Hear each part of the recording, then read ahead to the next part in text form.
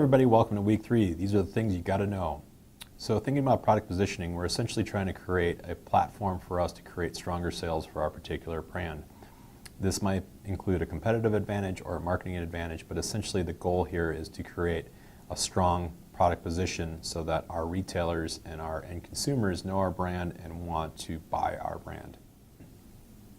Historically speaking, when you think about magazines, brands have used what's called a gatefold or a third page fold out, which essentially gives them extra space to create a sort of a wow factor around their brand's advertisement. It's a bit more costly, but it stands out because it's actually a part of the magazine and you actually have to flip through it to open it all up, which gives it sort of a nuance to it that you don't necessarily have in a page format. That's a typical magazine standard. Number 3, when you hear the term repositioning, a brand is evaluating its current position in the marketplace and deciding how to fix declining or maybe sluggish sales on a particular unit. This happens in times of change where perhaps the consumer taste has changed or maybe technology has come up that has displaced the current product and you need to reposition that product to make it work in the new marketplace.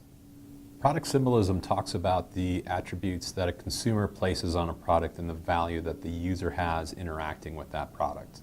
When a brand builds favorable identity or image in the consumer's mind, that's essentially known as branding. So we've created the brand image and that consumer recognizes our brand, our logo, and automatically knows what we're about.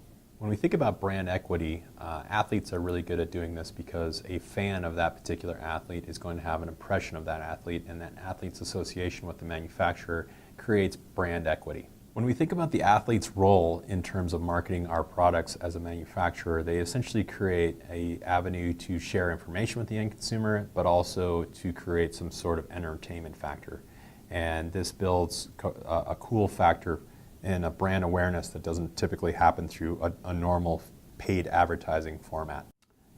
Product managers typically oversee the planning, the marketing, the budget, the sales, and the profit side of the promotional plan to ensure that their goals are being met and that the manufacturer is seeing return on this promotional endeavor.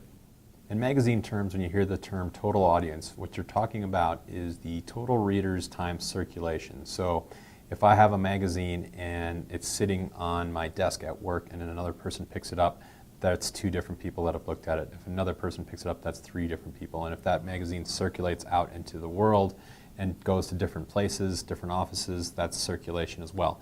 So you're combining all those different factors to create your total audience for a magazine.